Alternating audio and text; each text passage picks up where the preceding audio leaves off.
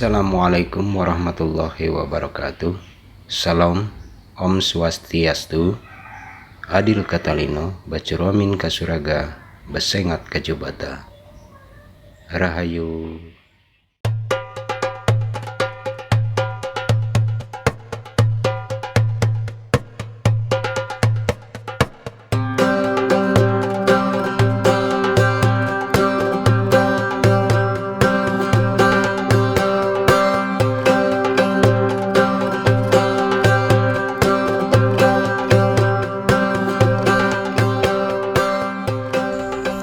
Darah Cina pada suku Dayak Borneo Kalimantan dan suku-suku di Nusantara.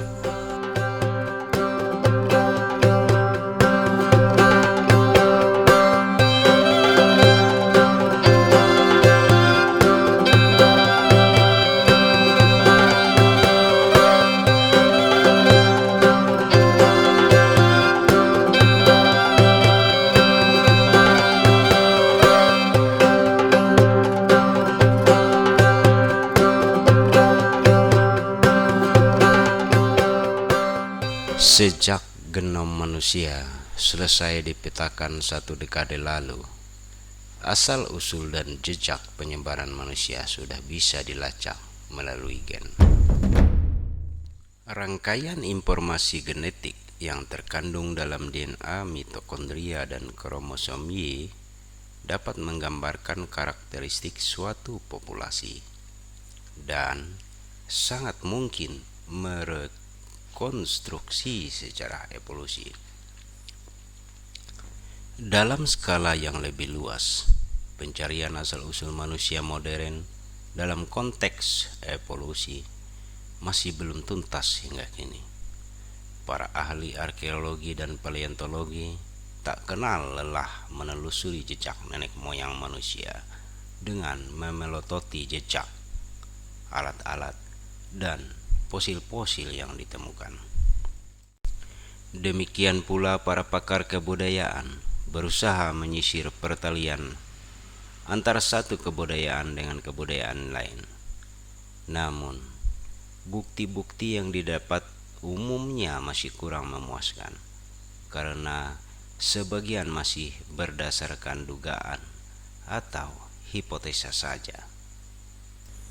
Sebuah penelitian yang dipublikasikan di Journal of Human Genetics pada Januari 2013 menyebutkan bahwa penduduk Indonesia hari ini memiliki ikatan erat dengan orang-orang di Asia dan Pasifik. Penelitian ini melibatkan 2.740 orang dari 70 komunitas di 12 pulau di seluruh kepulauan Indonesia, mulai dari Sumatera, Mentawai, Kalimantan, Jawa, Bali, Sulawesi, Sumba, Flores, Lembata, Pantar, Timor, dan Alor. Hasilnya, masyarakat Indonesia kemungkinan besar memiliki leluhur yang berasal dari Cina, karena setidaknya 62,5% milik adalah haplogrop O, yang masih merupakan haplogrop utama orang Asia Timur saat ini.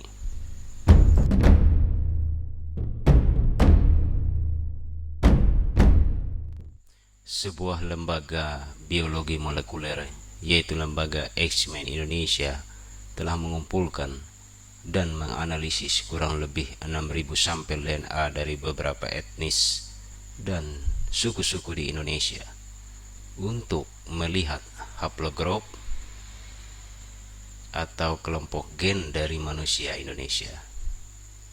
Lebih dari 3.700 individu dari 35 etnis diuji DNA mitokondrianya dan hampir 3.000 juga diuji untuk kromosom Y. Hasilnya sangat fantastis. Dengan menggunakan DNA mitokondria, ditemukan bahwa Indonesia bagian barat adalah haplogrup atau kelompok gen seperti M, F, Y2, dan B. Haplogrup ini sebagian besar penutur bahasa Austronesia yang dituturkan di Asia Tenggara, Madagaskar, dan Kepulauan Pasifik. Sementara di Indonesia bagian timur ditemukan kelompok haplogrop Q dan P. Dua kelompok haplogrop terakhir unik dimiliki oleh orang-orang Papua dan Nusa Tenggara saja. Haplogrop Q dan P merupakan penutur bahasa non-Austronesia atau Melanesia. Yang menarik adalah suku Mentawai dan Nias. Haplogropnya mengelompok sendiri dengan suku asli Formosa, Taiwan, penutur bahasa Austronesia yang mengembara ke arah selatan sekitar 5.000 tahun yang lalu. Indonesia didiami oleh lebih dari 438 kelompok etnik atau populasi yang tersebar di 17.500 pulau. Masing-masing populasi itu memiliki ciri khas baik morfologi, bahasa, dialek maupun budaya. Berdasarkan ciri-ciri tersebut, populasi Indonesia dibedakan menjadi dua kelompok besar, yaitu kelompok yang mendiami Indonesia bagian barat yang mendapatkan pengaruh kuat gen Mongoloid atau Austronesia, dan kelompok yang mendiami Indonesia bagian timur yang mendapat pengaruh kuat dari gen Melanesid atau Australoid.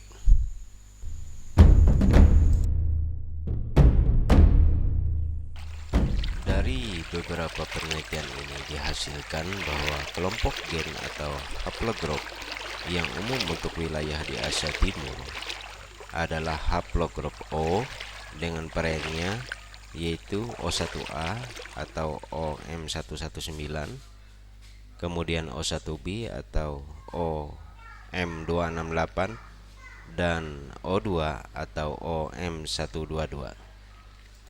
Ini adalah perbandingan Y DNA Cina Selatan atau Tiongkok dan suku-suku di Nusantara berdasarkan kelompok populasi.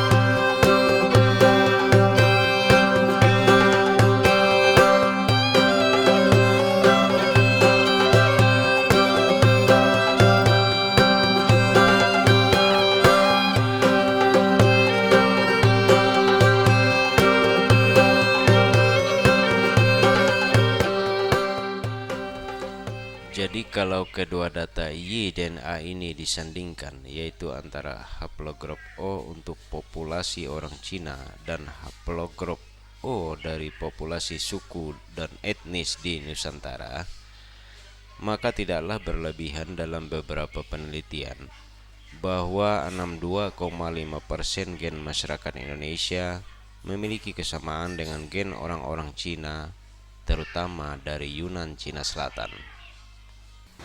Ada beberapa wilayah budaya arkeologi di Asia Timur pada zaman Neolitikum di daerah aliran Sungai Yangtze. Di wilayah Tiga Ngarai di bagian tengah Sungai Yangtze, budaya Katena terdiri dari Nan Muyuan, Liu Lingxi, Dasi, Pujialing, dan Sijiahe. Tipe Miaoping di sekitar muara Sungai Yangtze, Katena terdiri dari Hua Hukiao, Majiabang, Songce, Liangju, dan Makiao. Sementara budaya dari periode yang berbeda menunjukkan kesinambungan di setiap Katena. Tidak ada bukti komunikasi antar budaya yang ditemukan di wilayah antara dua wilayah sebelumnya. Ada lagi Katena budaya Desultori, Xian Rendong, Xiniansan, Sanbei, dan Wucheng. Sebagai perbandingan, ada juga beberapa Katena budaya yang dikembangkan di daerah drainase Sungai Kuning di Cina Utara. Yang paling penting adalah Katena Peiligang, Yangsao Longshan, Erlitao, dan Sang, yang diyakini sebagai asal mula utama peradaban Cina.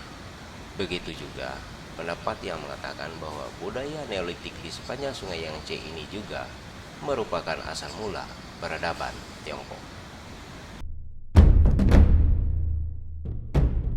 Sedangkan mengenai asal leluhur orang Nusantara menjadi kabur kembali, karena ternyata teori of Yunan dan out of Taiwan telah dipatahkan dengan penemuan baru-baru ini, yaitu Deep School Guaniah Sarawak, Borneo, Kalimantan. Kemudian penelitian orang-orang asli dari Rasoidoid dan Negroid penghuni Sundaland.